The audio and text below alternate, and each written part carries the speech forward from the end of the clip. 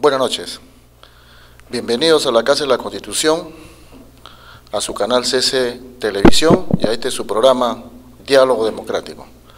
Esta noche me acompaña el doctor Iván Oré Chávez, abogado politólogo por la Universidad Nacional de San Marcos, quien ha desarrollado una serie de trabajos sobre el tema de la vigencia de la oligarquía en el Perú, los grupos de poder. Importante trabajo para el conocimiento de quienes formamos parte de la opinión política y los temas sociales en el país. Doctor Iván Oré, buenas noches. Bienvenidos a este día, su programa Diálogo Democrático. Bienvenidos a todos. Gracias. Bien. La vigencia de los grupos de poder en el Perú y su permanencia en el tiempo, usted los ha desarrollado en varios documentos, en varios trabajos, y en uno muy importante sobre las democracias familiares gobernantes en el Perú, donde hace una exposición, un trabajo de cómo se han ido moviendo desde la conquista, el virreinato y hasta el desarrollo en la época de la República. Este desarrollo de la presencia de los grupos de poder en el Perú tienen una secuencia constante, permanente, o han ido mutando, han ido cambiando, o son las mismas familias que a través del tiempo, desde la conquista, siguen predominando, siguen siendo las mismas. ¿Y cómo se manejan en el ámbito del desarrollo del poder político en el país? Doctor Oré. Es la misma familia, me baso en los mismos documentos de estas mismas familias, que son sus documentos del Club Nacional.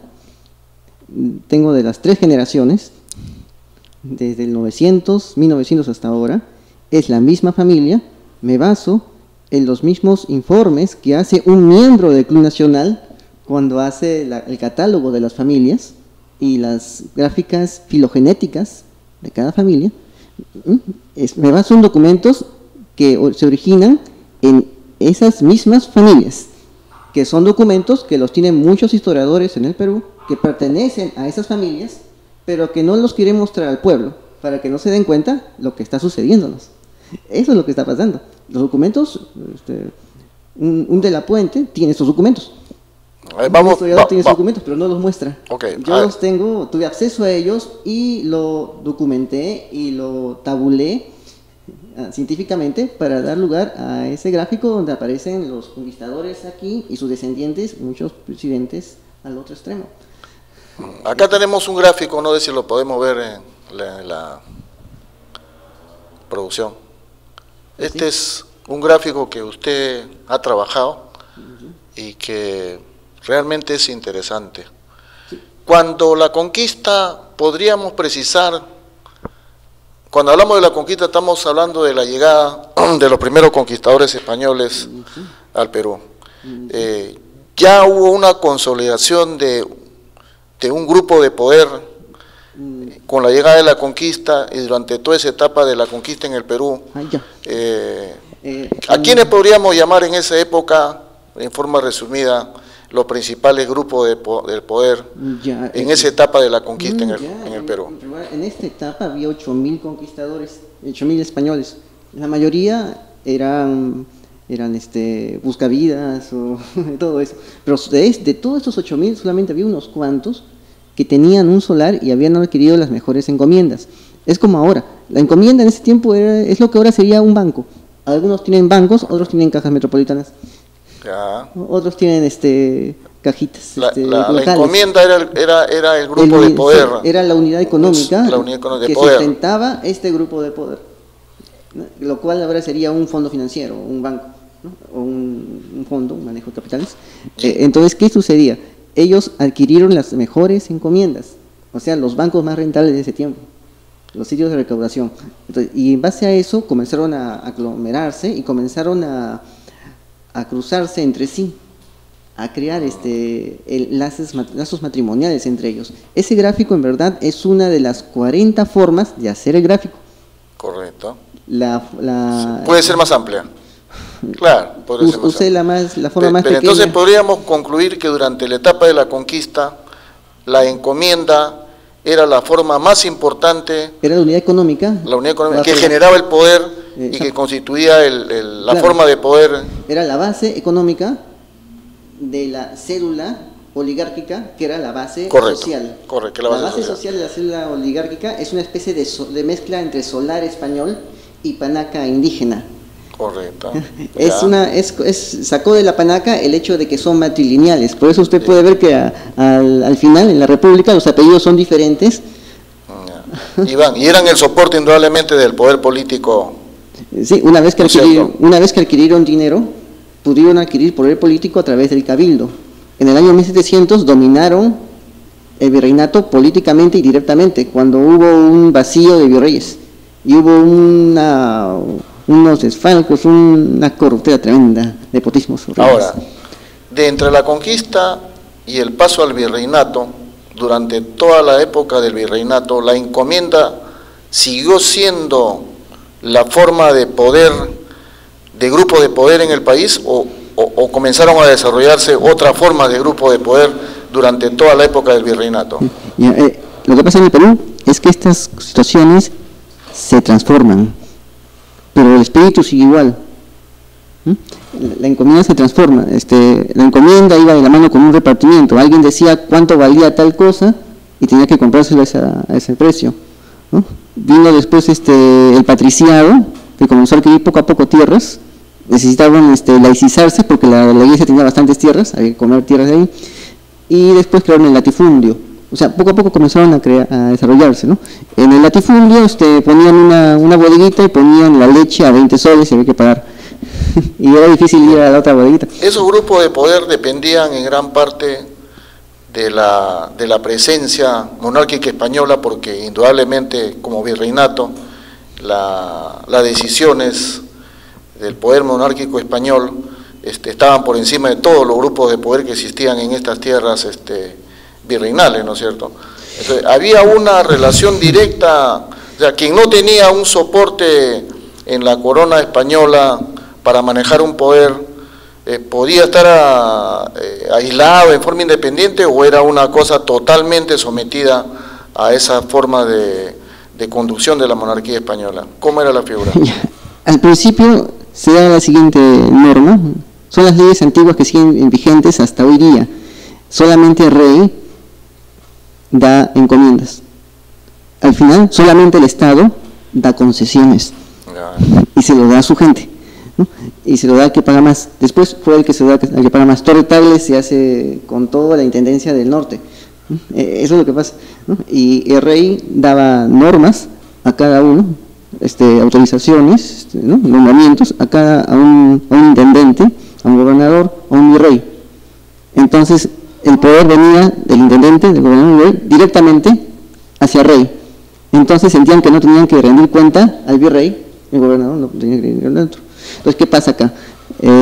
Esta norma es revivida poco a poco aquí en el Perú, de tal manera que al ser un alcalde, un presidente regional y un presidente del Estado elegidos directamente por el pueblo, sienten que ya no tienen que rendir cuenta al otro.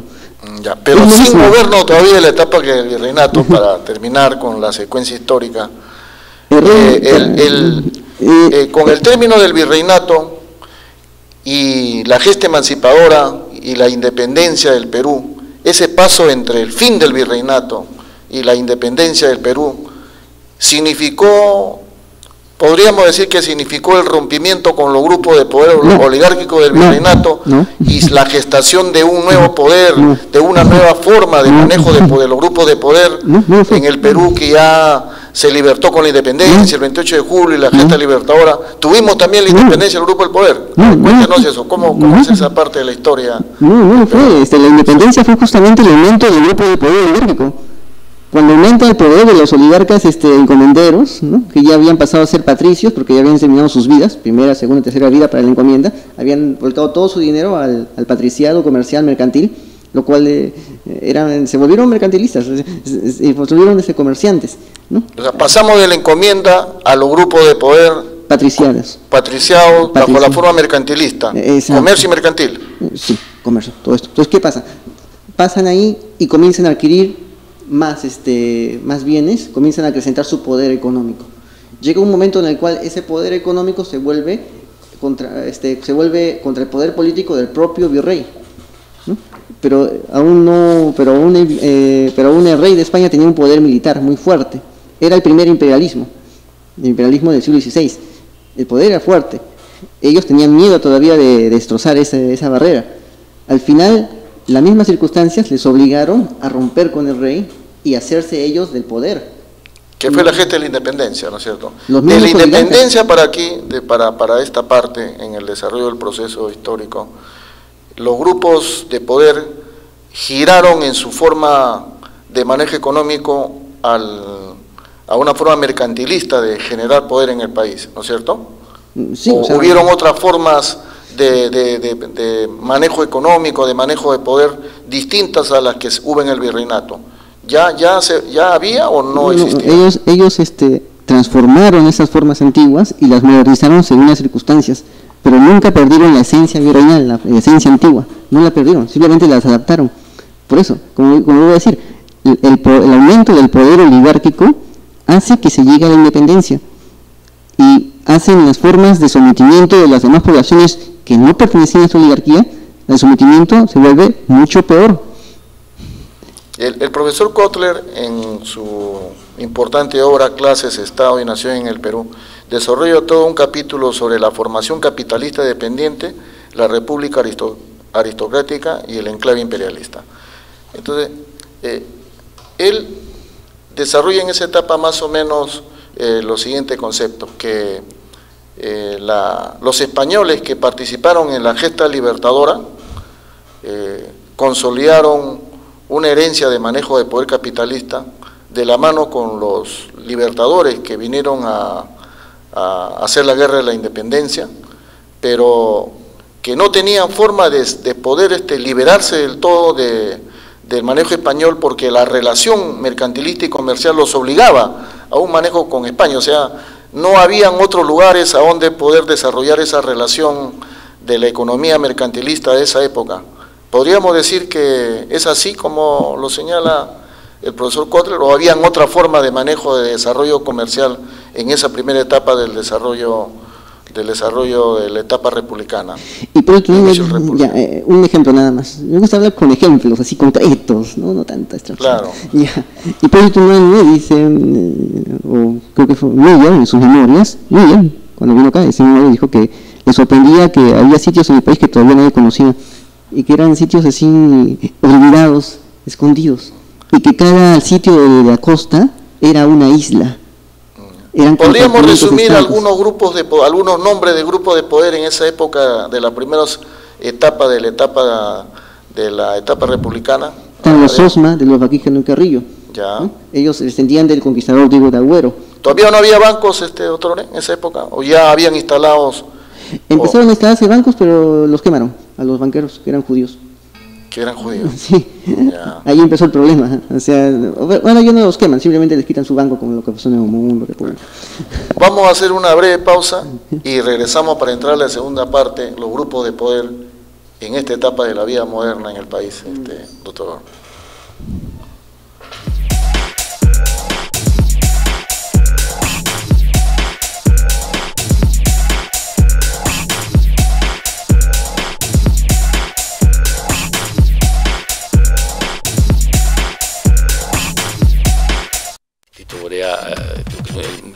Un maestro al que reconocemos no solamente en el ámbito constitucional, jurídico, sino también en el ámbito político, con el cual hemos compartido muchos momentos hace muchos años, y que creo que tiene ese mensaje, esa intención, ese deseo a nivel nacional, y como que lo viene haciendo el último acá. Hemos estado en Iquitos, vamos a estar en Arequipa, en Norte, porque la Casa de la Constitución es una oportunidad de tener gente joven que asuma responsabilidades. Es decir, es un poco el nombre con el cual, ese paraguas con el cual se quiere dar a entender que las leyes, los derechos, los deberes, que son transversales y verticales, o sea, que son iguales para todos.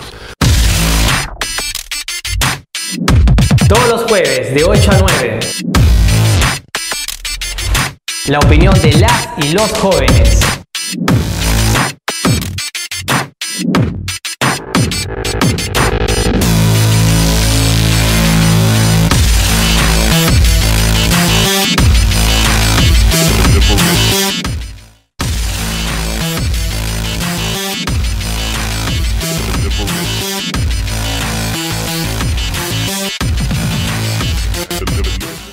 Buenas noches, mi nombre es Joel Odargusquiza, pertenezco a la organización Ciudadanas y Ciudadanos. Saludo para Casa de la Constitución Televisión. Reconozco el trabajo que vienen realizando, fomentando y promoviendo la participación de nueva generación para el fortalecimiento de la democracia. Esperamos que sigan trabajando así y mis mejores deseos para que ese trabajo dé resultados pronto. Gracias.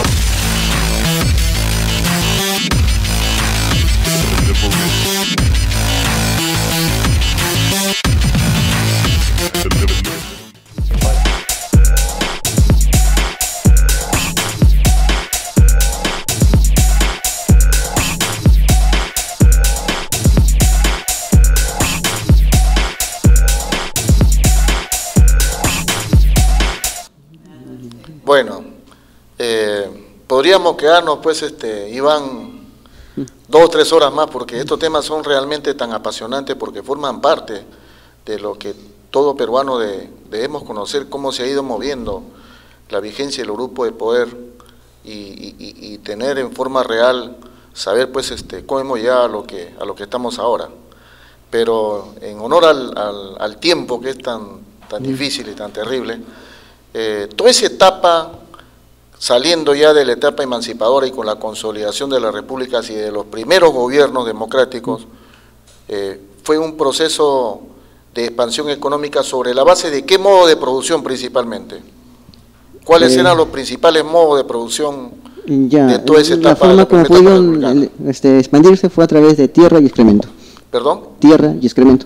Tierra y excremento. ¿Sí? Sí. Yo sé lo que significa tierra, así es. Los Pardo, descendientes de estos Diego de Agüero, y también de la línea de Vaquíjano y Carrillo, que se volvió patriciado, Diego de Agüero, comendero, Diego Vaquíjano y Carrillo, descendiente, casado con una descendiente de ellos, patriciado. Después viene Jerónimo de Aliaga, también de esa familia. Después viene el sobrino de Jerónimo de Aliaga, que fue con Torretal acá en el Callao, ¿no? Y que también tuvo su problema. El sobrino se llamaba Pardo, que justamente es este presidente que crea, dicen, el Estado, ya, Estado moderno, uno de los tantos. O sea, la familia Pardo lleva al poder al presidente Pardo. Exacto. Esta familia es la misma familia Agüero, que es la misma familia Vaquíjano Carrillo, que es la misma familia Osma, claro, que es la misma familia de Aliaga. Entonces, es el mismo, solo que son matrilineales. La oligarquía es matrilineal, por eso nunca vas a ver el mismo apellido, pero es la misma familia. Entonces, ¿qué sucede? Él da el contrato Gibbs para que los ingleses vean esto. Exacto. Después aparece otro clan. La primera llegada extranjera, Iván, ¿es la llegada de los ingleses? ¿De sí. los grupos económicos ingleses o de los grupos franceses? Ingleses. Ingleses. Vienen ¿En qué área de la economía del país? Los ingleses vienen metiendo su dinero. Claro. Inglaterra, ¿Por el tema del guano o en qué? Por todo. Por todo. Por todo. Los ingleses habían creado toda una estructura financiera para poder sostener sus guerras. En Europa la Casa Gibbs, ¿no? La Casa Gibbs es una de esas tantas casas inglesas. Era la asignada acá, ya, de toda esa oligarquía inglesa que estaba dominando. Sin dinero en Europa no se podía sostener una guerra y había que pedir la paz al toque. Eso es lo que pasaba en las guerras, ¿no? Entonces, ¿qué pasó acá? Vienen acá los ingleses y los Pardo habían tenido que fugar de acá de Perú y habían tenido vínculos como embajadores allá en Europa. Claro. Entonces pudieron conseguir el contrato con los Gibbs, entregaron a los Gibbs el guano. Después, para los Pardo eran los clanes del norte, tenían sus enemigos que eran los clanes del sur. Es lo mismo que Pardo tenían el dominio de las grandes haciendas azucareras del norte con los ingleses, o todavía no. Una rama de ellos. Recuerde que no es la misma familia, el mismo apellido, son diferentes apellidos del mismo tronco matrilineal. Cada uno tiene su función aquí. Así funciona. Están en concierto. Y tratando de avanzar un poquito, llegamos así al primer gobierno de Leguía, donde se anunciaba el nuevo gobierno. Sí, ¿qué pasó acá? Había un clan en el norte, los Pardo, los Orregoso, todos ellos, un clan en el sur, Belaúnde, Bustamante, Piérolas, todo ello. Entra Piérola agarra y se lo entrega a los franceses. Ahí ocurre el problema. Después viene o sea, sale del manejo inglés Exacto. Después, ¿qué pasa? Claro. En el norte había guano, en el sur había salitre. Pardo agarra y hace el estanco, el famoso estanco de salitre. Si uno revisa, el concesionario es un banco, y ese banco, todos los accionistas del banco eran parientes de Pardo. Ya. Corrupción. Claro, Por eso, claro. pero les quitaba a los del sur, les quitaba su fuente, entonces ¿qué hacía Piérola? A los del norte les quitaba su fuente, que era el guano, y se lo entregaba a su amigo Dreyfus, que en verdad era una persona ¿Cómo fue migrando, cómo fue desarrollándose de Leguía para adelante? Que se estuvo- pelean entre sí por esos recursos, logran reincorporarse después de la guerra y comienzan a expandirse a través de los otros activos, las tierras de las personas peruanas, de los indígenas. Comenzaron a tomar esas tierras de un momento a otro, un notario y un par de maleantes armados de caballo. Recorrieron todo, mataron, asesinaron, se quedaron con las tierras y se volvieron los grandes terratenientes decentes del Perú. La economía se sustentaba entonces en esa etapa en una economía basada en la propiedad de las tierras bajo una forma de terrateniente, de una... Exacto. Entonces se crearon los grandes latifundios. El poder De los grandes latifundios. El poder olígarquico se expandió. El durante poder todo- oligárquico en esa etapa era sobre la base de los grandes latifundios. Sí, ese era el activo Cierto. real. O sea que el dinero en verdad no significa nada, es No solamente papel. significaba nada, claro. El activo real es esto. Entonces agarran grandes latifundios. y se expanden durante toda la república oligárquica, que justamente tiene que ver con la época del segundo imperialismo, después de la conferencia de Berlín. Ya. Tiene que ver con todo eso, con la Claro. cuestión internacional. Con la cuestión internacional. Entonces se expanden a través de gobiernos alternos y que son periódicos. Qué extraño por primera vez gobiernos periódicos. Es justamente por esta estabilidad. Esa etapa del poder latifundista, ¿hasta qué año más o menos nos llevó? ¿Cuándo caen? Caen con Leguía.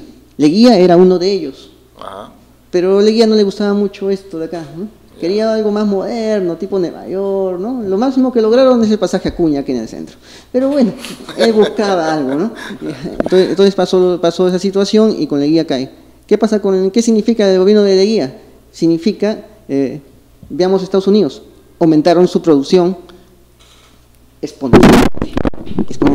Leguía genera una dependencia ya con los inversionistas norteamericanos. ¿Por qué? ¿No es cierto? Los inversionistas norteamericanos se habían expandido bastante, pero habían volcado toda su visión hacia Europa, sobre todo después de la guerra. Cuando terminó la guerra claro. no había dónde volcar todo eso Claro, y empezaron claro. a meterse acá. Claro. Entonces ahí ocurre Leguía, y ahí Leguía ve esa afluencia de capitales y rompe con todos los Con demás ese esquema oligarcas. ese esquema de tipo económico de Leguía, nos vamos hasta qué etapa más o menos, Ya. sobre ese.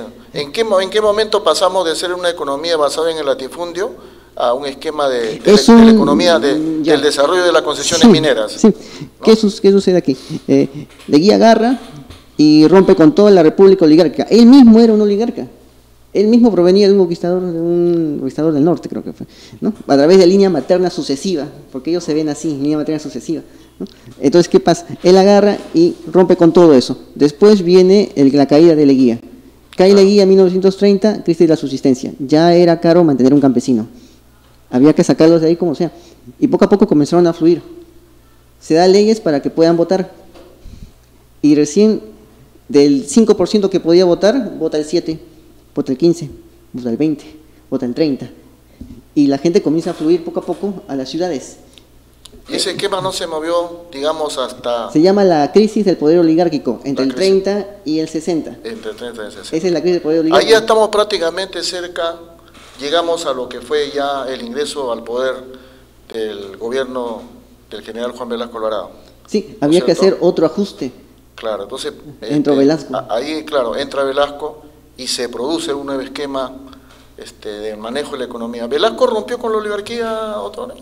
Velasco ayudó a que la oligarquía se fuera a modernizar. No sé cuáles habrán sido sus intenciones, pero la causa fue que la Porque oligarquía se modernice. hasta donde conocemos que uno de los grandes beneficiados de las decisiones llamadas históricas del general Velasco es el Grupo Romero, porque el Grupo Romero recibió un buen paquete de bonos por la toma de la tierra, que Sí. después le sirvieron a la postre para negociar esos bonos en otro tipo de sectores como fue en otras formas de manejo. Este grupo de los Romero perteneció a la oligarquía peruana, justamente en las listas de ¿Se 1962. construyó con el gobierno de Velasco, se construyeron nuevos grupos de poder?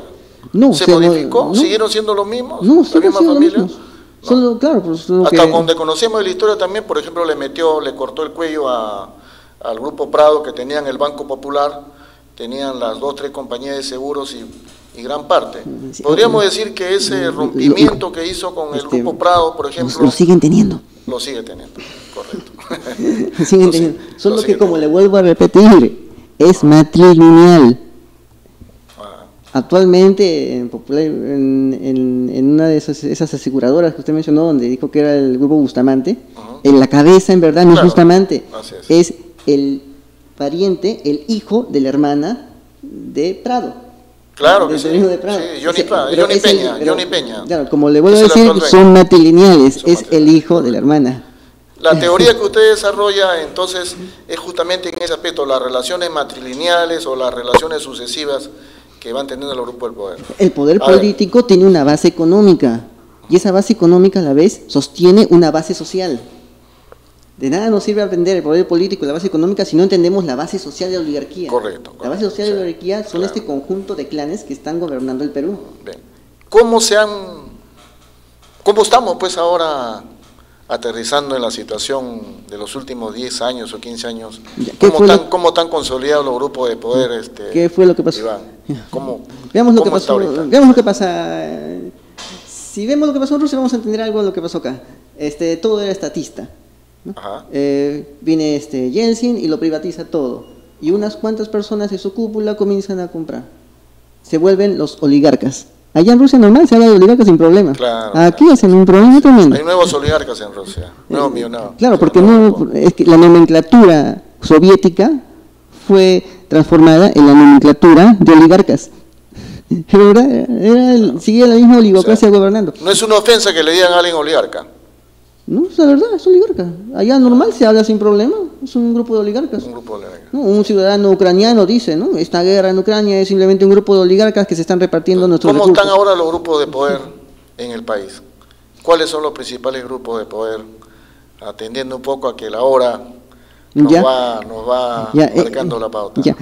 Los grupos de poder siempre cambian. Hay unas cuantas familias que están dominando, ¿no? Son voy a decir los apellidos, pero esos apellidos en verdad son apellidos paternos. Como vuelvo a decir, son matrilineales. ¿El sector bancario por quién está? Están cambiando, están modificándose. No sé por qué, pero parece que algo malo va a venir, por eso están escapando. Los Brescia, tenemos a los Brescia, tenemos a los Prado. Los Brescia en verdad son el clan Matute. ¿Qué cosas? El clan Matute, me preguntarán. Bueno, sí, claro. Es uno de los fundadores del Club Nacional de 1955. Ese clan sigue vigente hoy en día, solo que con otro apellido. Apellidos Brescia y Huize son la misma familia, del mismo clan, solo que aparecen con otro apellido. Son matrilineales, es una tribu prácticamente. Cuando uno se investiga es una tribu. Entonces, está esta tribu, están los Hopchil, que están emparentados con los Belaunde. En el sector minero, los Hopchil. Sí, dominan todo el cemento del norte. Claro. Dominan todo el cemento. Están los Rizopatrón, dominan todo el cemento del centro, todo el cemento de la selva. Dominan Lima. Exacto, dominan todo eso, los Rizopatrón. ¿No? Sacan bastante mineral y de cada 100 soles que ganan le pagan hasta un sol. Así funciona. Están los Benavides. Claro. Los Benavides La Quintana, que son el grupo Buenaventura. Exacto, ¿no? que en verdad también provienen de un de la Torre, de ahí provienen. Son esas familias, tienen el control de la minería y todos los abusos que está originando la minería. Es una empresa muy deficiente, siempre tiene accidentes por tonterías que se podrían haber prevenido, pero es muy deficiente, tiene muchos abusos con la población, ¿no? Y hay otras familias más. Y la pregunta final, porque ya me marcan la pauta en la producción. El actual gobierno que entró ofreciendo la gran transformación y después cambió la ruta, ¿se han librado de los grupos de poder? Le explico. abajo, en la gente de abajo, hay un arribismo tremendo. Acá en Perú no hay lucha de clases como en Europa. Perú es un país tercermundista. Aquí en vez de lucha de clases hay lealtades de hacienda, que viene desde tiempo atrás. Seguimos siendo un país primario exportador. ¿De dónde cree que, quién cree que ha hecho ese su laptop que tiene ahí? ¿Un peruano? No, pues bueno, o sea. Esa es la situación. La oligarquía nunca va a apostar porque los minerales que se sacan aquí y porque el pescado, la materia proteínica que tenemos en el mar, sea vertido en el conocimiento para un niño peruano. No lo va a hacer. Eso se va a ir para carne de chancho, no para un niño peruano. No lo va a permitir la oligarquía. Si esas proteínas se va a un niño peruano, sin importar su procedencia, si es pobre o si es rico, y se le da una educación tecnológica ahorita, el Perú cambiaría, tiene el potencial.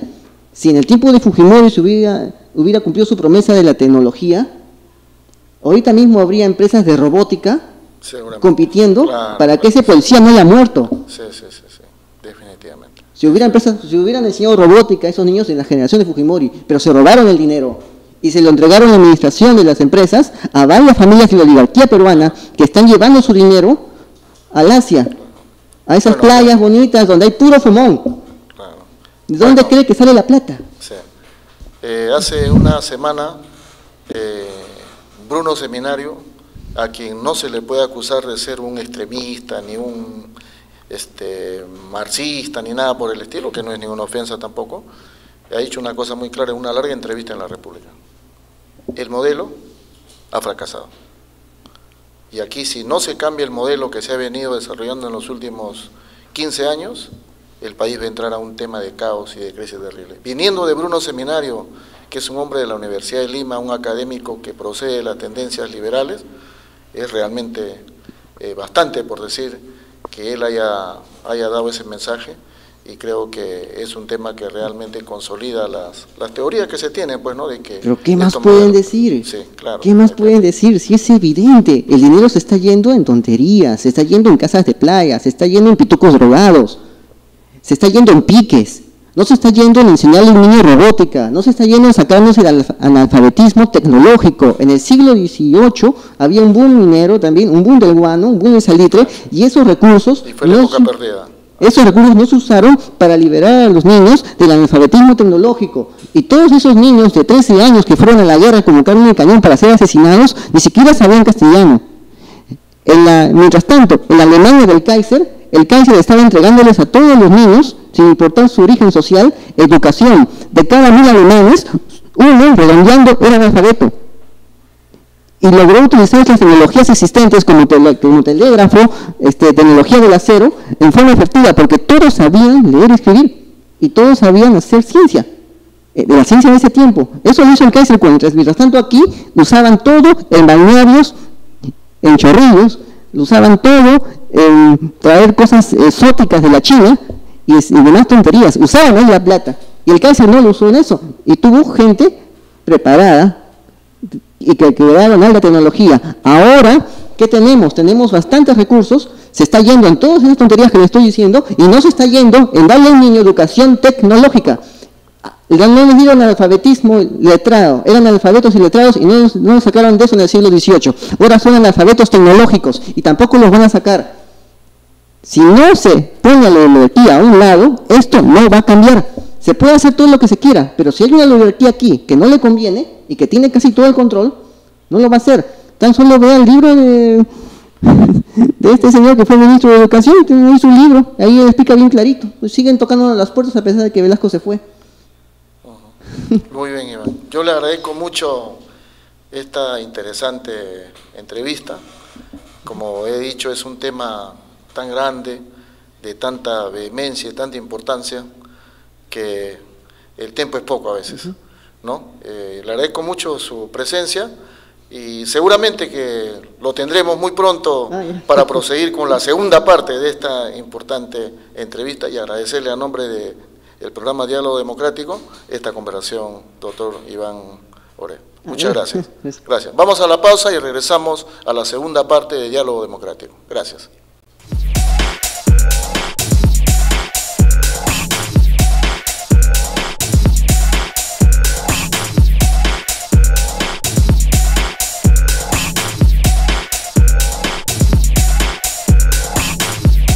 Gorea, lo saludamos. Sabemos que es un gran profesional, un mejor político, una buena persona, y yo creo que la labor que le está haciendo con los jóvenes del Perú, del país, con la Casa de la Constitución y con las tareas enmendadas a los jóvenes del Perú, yo creo que debemos alabar su tarea, muy profesional, muy política, muy costosa en términos de sacrificio personal, familiar, y le deseamos la mejor de las suertes. Gracias, Tito.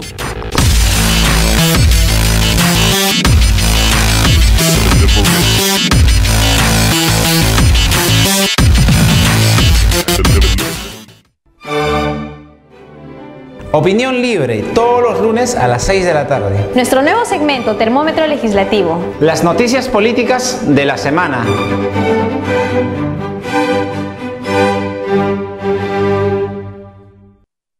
Buenas tardes, soy Ángela Canto Buendía, representante de Pacto por el Perú. Felicitar por los temas de interés nacional que están tocando, especialmente para poder juntar, unir a la juventud en esta influencia grande que es la política. Muchas gracias y un saludo grande de la Casa de la Constitución.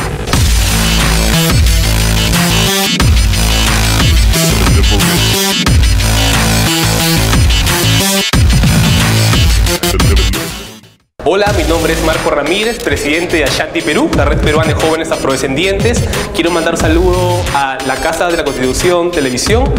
Creo que es un espacio muy interesante que está generando la reflexión de la democracia a partir de los jóvenes en el Perú. Un saludo y que sigan los éxitos.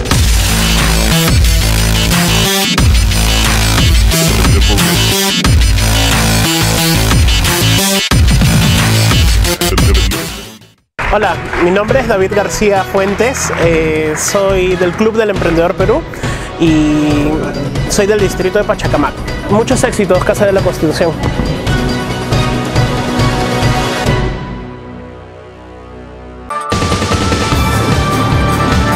Batería Política, todos los martes a las 9 de la noche. Análisis del acontecer político.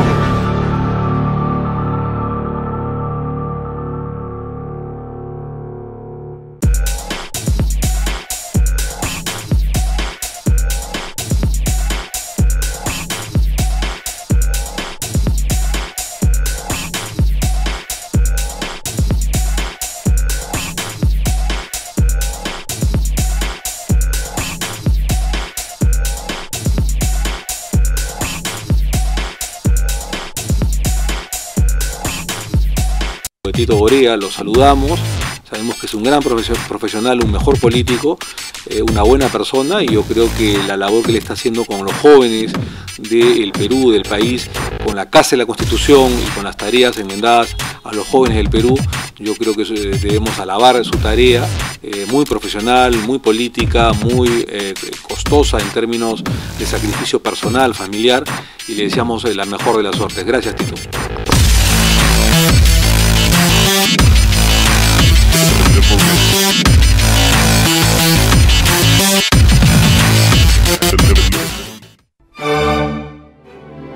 Opinión libre, todos los lunes a las 6 de la tarde. Nuestro nuevo segmento, Termómetro Legislativo. Las noticias políticas de la semana.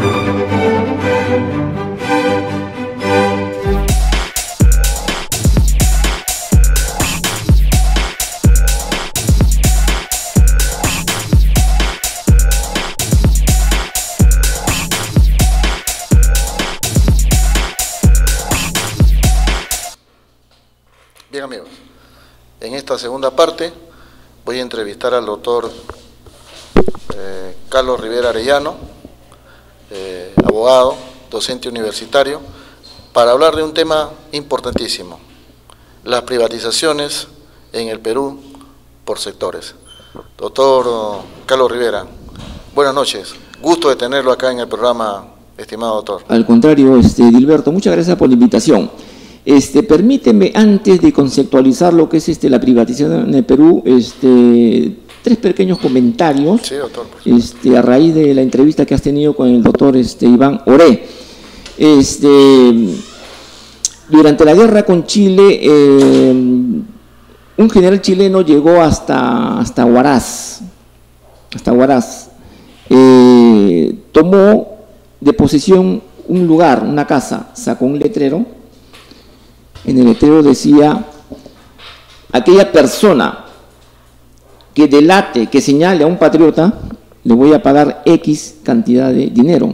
Al día siguiente había una cola inmensa, incluido hasta curas, por el dinero, delatando a los patriotas que estaban combatiendo contra el ejército chileno. Otra anécdota. Durante la independencia del Perú, el Ejército Libertador estuvo formado venezolanos, colombianos, argentinos, ecuatorianos, bolivianos y los peruanos. ¿Dónde estaban los peruanos? Los peruanos estaban con el ejército realista. De acuerdo al comentario, a la exposición que nos ha hecho el doctor Estoré, no hemos cambiado mucho. No hemos cambiado casi nada. Esto se junta con el proceso de privatización en el Perú, que es un tema bastante susceptible. Es un tema que abarca lo económico, lo social, lo jurídico, hasta lo político y personal. Conceptualizando lo que es un proceso de privatización, diríamos que es un proceso donde el Estado transfiere su ámbito empresarial al sector privado bajo la premisa de que el Estado es un mal gerente. Es una premisa o de repente es un tabú. Por ejemplo, en el sector eléctrico, tú te acordarás de que antes de la privatización existían dos grandes empresas, Electroperú y Electrolima. ¿Qué sucedió con esas dos grandes empresas? Fueron colapsadas por los propios gobiernos. Tenían sus costos y sus tarifas tan bajas, debajo de los estándares mundiales, que esas dos empresas estaban a punto de colapsar. ¿Qué hizo Fujimori? Fujimori, te acordarás del tremendo paquetazo que formaba parte de su programa de reactivación económica, el 300%, las tarifas eléctricas subieron 300%, siempre a costas del usuario. Posteriormente, estas dos grandes empresas fueron desmembradas y vendidas al sector privado. Ese negocio estuvo bien para el Estado peruano, ese negocio fue conveniente para los intereses del Estado peruano, parece que no. ¿Qué pasó, Dilberto, con el sector? A ver, el sector telecomunicaciones. ¿Te acuerdas que existía la compañía peruana de teléfonos y Entel Perú? Entel Perú, que estaba bien constituida, era muy buena empresa, pagaba muy bien a sus trabajadores, inclusive les pagaba utilidades. Fueron compradas por Telefónica, más de 2.000 millones de dólares costó. Hicieron todo lo posible los españoles para comprar. ¿Por qué? Porque vieron un gran mercado en el Perú. ¿Sí? ¿Y quiénes pagaron este dinero? Los usuarios, incluido los 178 millones de dólares que el Estado peruano le pagó a Telefónica por transferencia de tecnología. El Estado peruano le pagó al concesionario 178 millones por una supuesta transferencia tecnológica. ¿Qué cosa da a entender esto? De que genera una contradicción. Los gobiernos no saben gerenciar.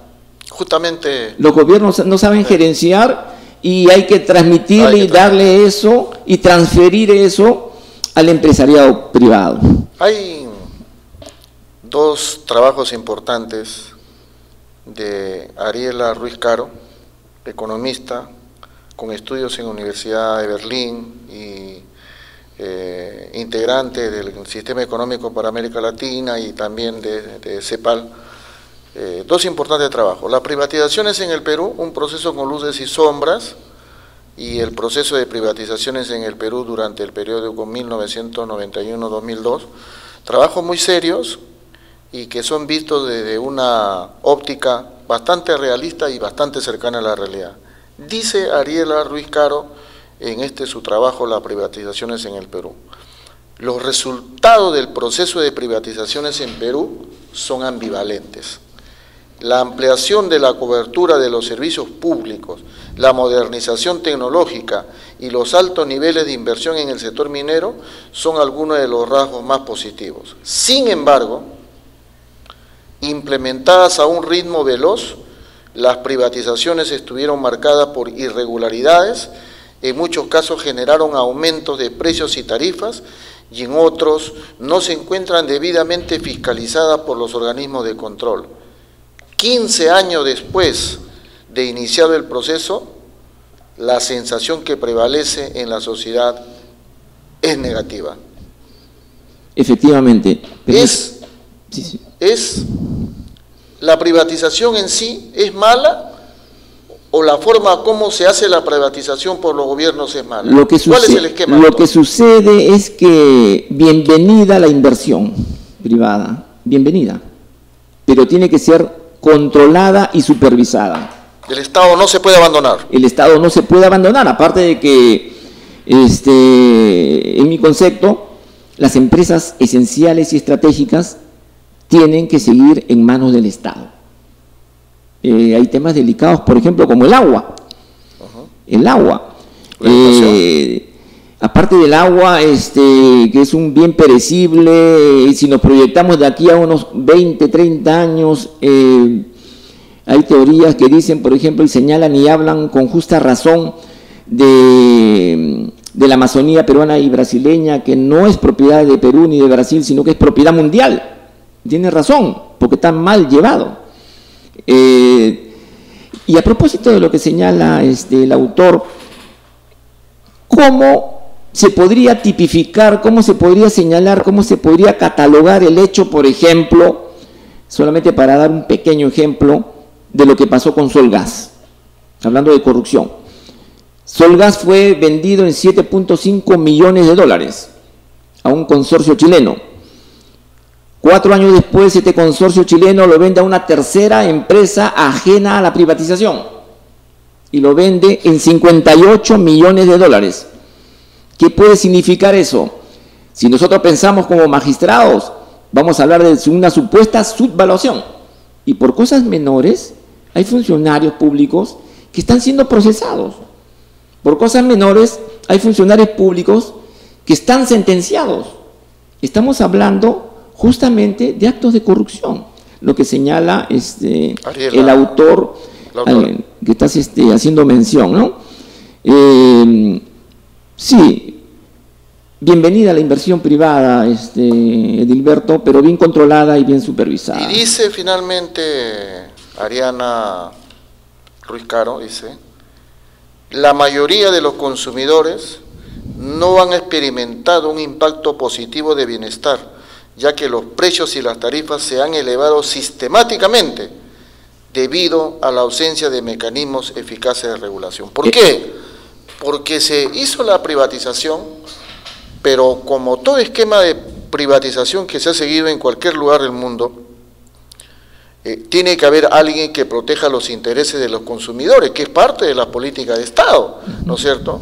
Y la única forma de controlar que el proceso de privatización cumpla con la finalidad objetiva para la cual se ha hecho, es que haya la parte que defienda los intereses de los consumidores, y ese rol lo cumplen los organismos reguladores, que no existieron en ese momento, ni se tuvo la visión para tener los organismos reguladores, y hoy podríamos estar pagando las consecuencias de esa falta de la presencia fuerte, como es en cualquier país del mundo. En los Estados Unidos la presencia de los organismos reguladores tiene tanto peso que ninguna empresa privada se atrevería a vulnerar las normas que están establecidas para la inversión de la... Lo que sucede es que si tú desarrollas un proceso de privatización de manera paralela, has tenido que crear los organismos reguladores respectivos, cosa que no sucedió.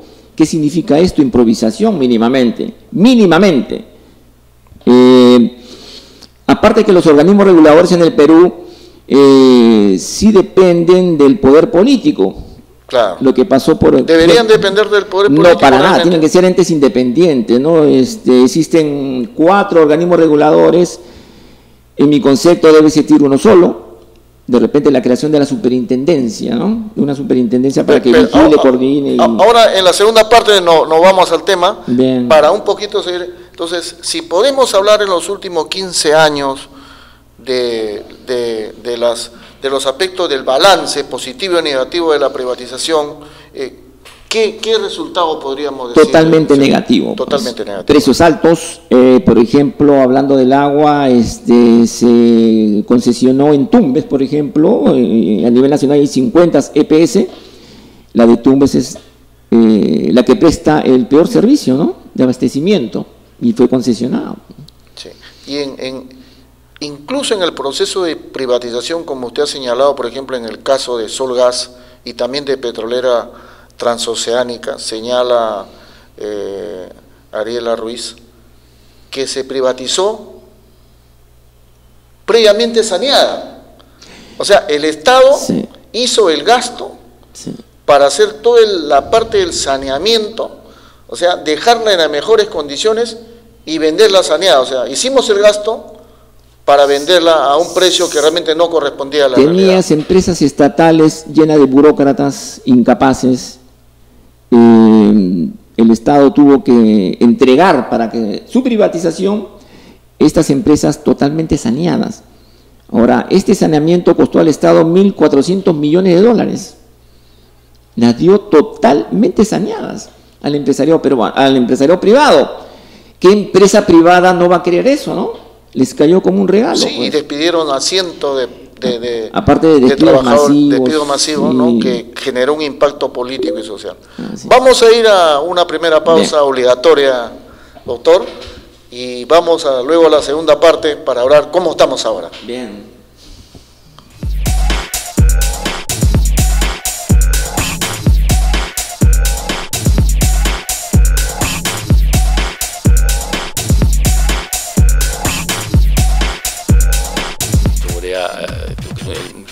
Un maestro al que reconocemos no solamente en el ámbito constitucional, jurídico, sino también en el ámbito político, con el cual hemos compartido muchos momentos hace muchos años, y que creo que tiene ese mensaje, esa intención, ese deseo a nivel nacional, y como que lo viene haciendo, lo hicimos acá, hemos estado en Iquitos, vamos a estar en Arequipa, en Norte, porque la Casa de la Constitución es una oportunidad de tener gente joven que asuma responsabilidades.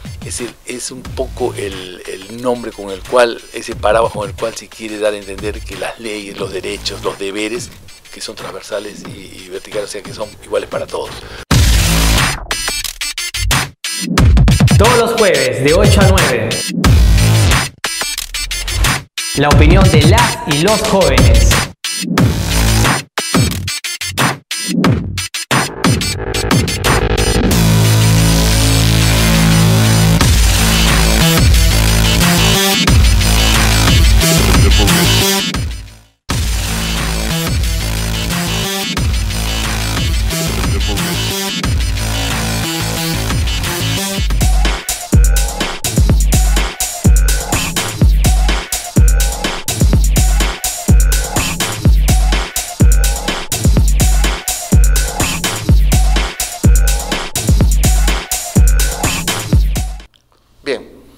Vamos al tema que nos motiva en esta segunda parte con el doctor Carlos Rivera.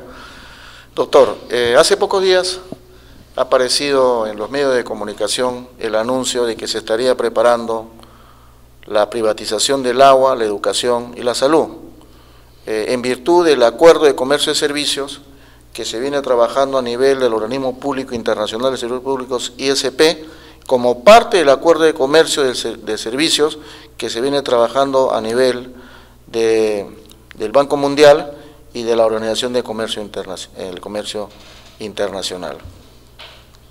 ¿Qué hacemos, doctor? O sea, se privatiza el agua, se privatiza la educación y se privatiza... ¿Estaremos mejor con esa privatización, doctor? Lo que sucede es lo siguiente, o sea, estamos condenados los peruanos, salga quien salga.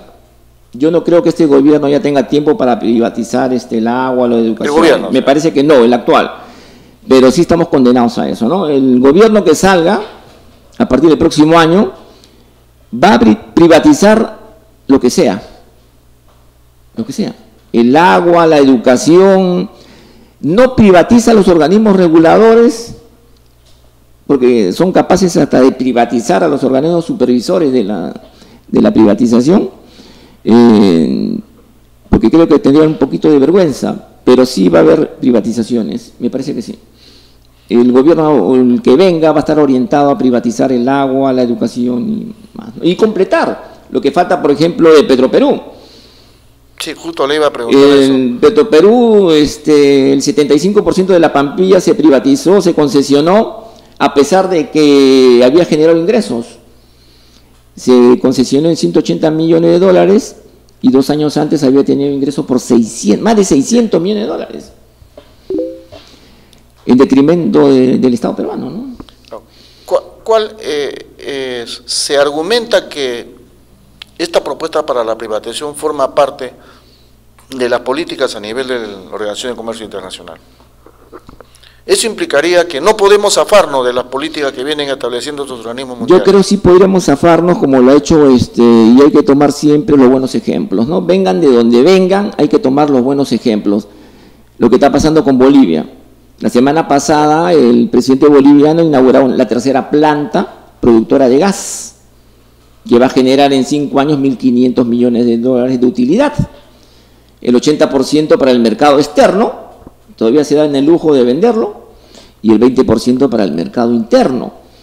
Creo yo que nos toca y nos corresponde tomar los buenos ejemplos, ¿no? Vengan de donde vengan, ¿no? ¿Usted considera que no estamos en la etapa necesaria y conveniente para que se dé ese gran paso de privatizar el agua, la educación y la salud? Yo soy de la idea de que ¿Se atrevería a decir que podría hacerse en estos momentos? ¿Debería hacerse? Yo creo que se va a hacer. Yo creo que se va a hacer. Yo creo que se va a hacer. El gobierno, quien entre al gobierno, lo va a hacer. No debe hacerlo porque son empresas estratégicas, sobre todo el agua, ¿no? Sí. Estamos hablando de derechos fundamentales. Estamos hablando de derechos fundamentales. Que es el agua, ¿no? Claro, ¿no es cierto?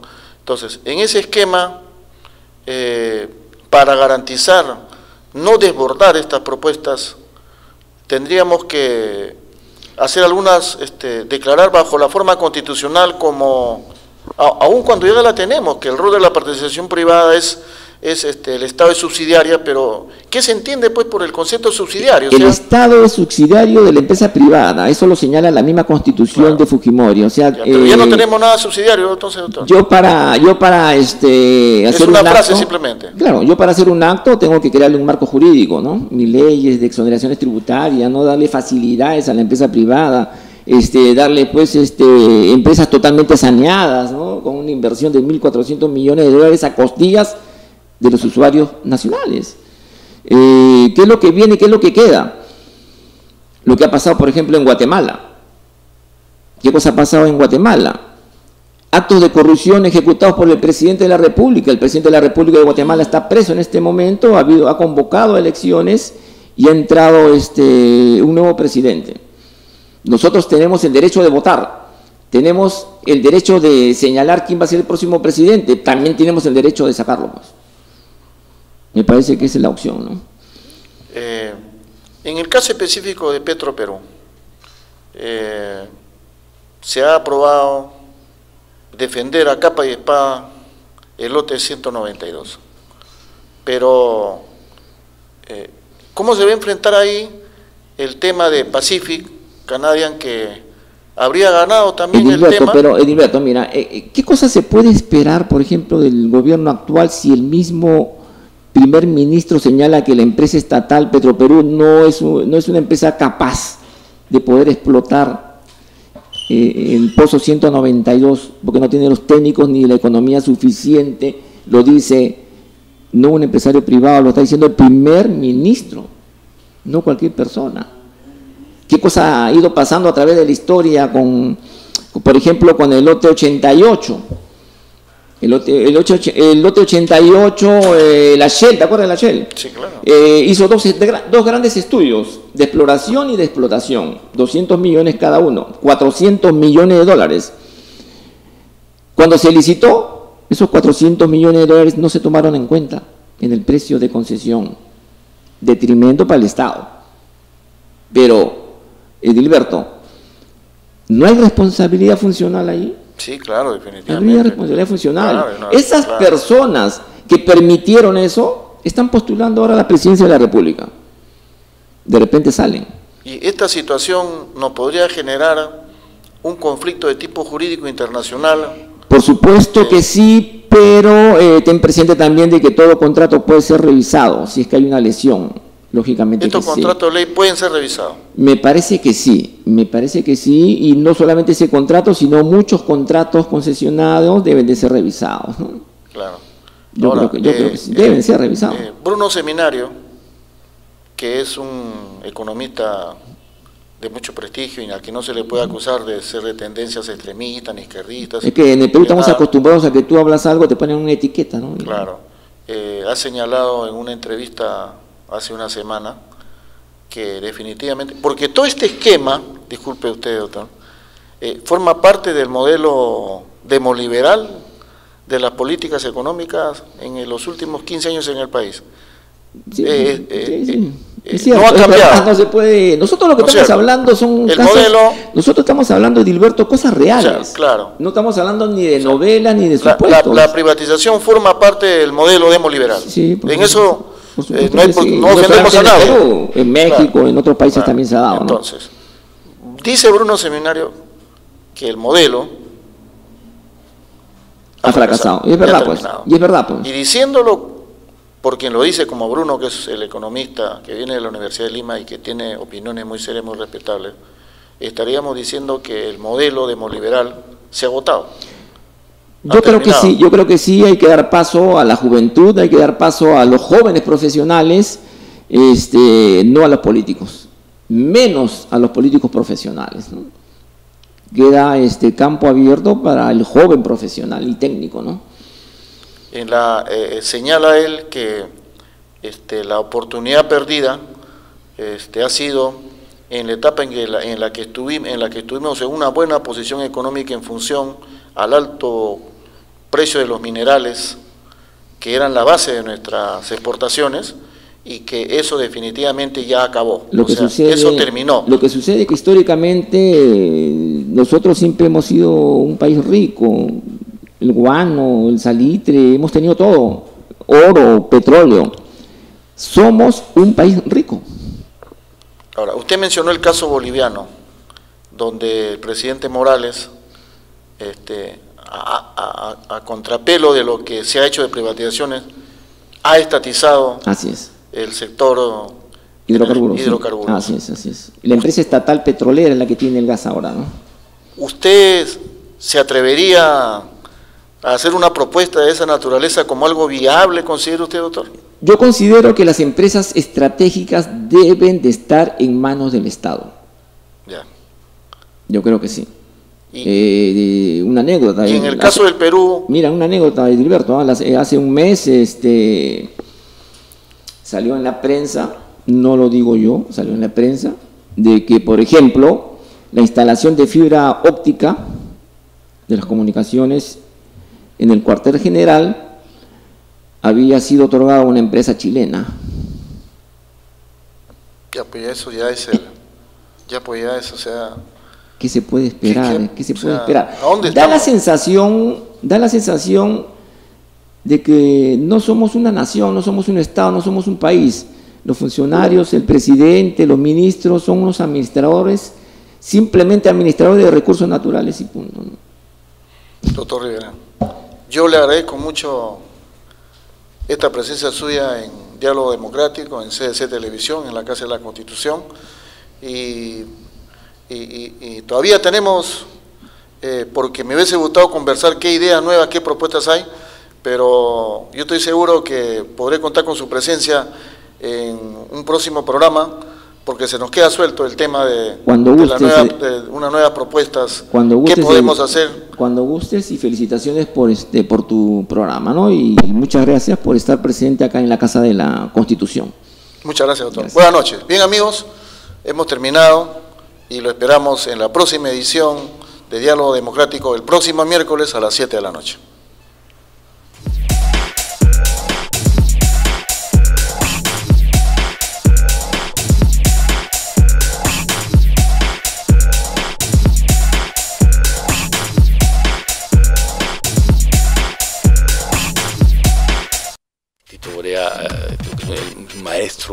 maestro al que reconocemos no solamente en el ámbito constitucional, jurídico, sino también en el ámbito político, con el cual hemos compartido muchos momentos hace muchos años, y que creo que tiene ese mensaje, esa intención, ese deseo a nivel nacional, y como que lo viene haciendo, lo hemos acá, hemos estado en Iquitos, vamos a estar en Arequipa, en Norte, porque la Casa de la Constitución es una oportunidad de tener gente joven, que asuma responsabilidades. Es decir, es un poco el nombre con el cual, ese paraguas con el cual se quiere dar a entender que las leyes, los derechos, los deberes, que son transversales y verticales, o sea, que son iguales para todos.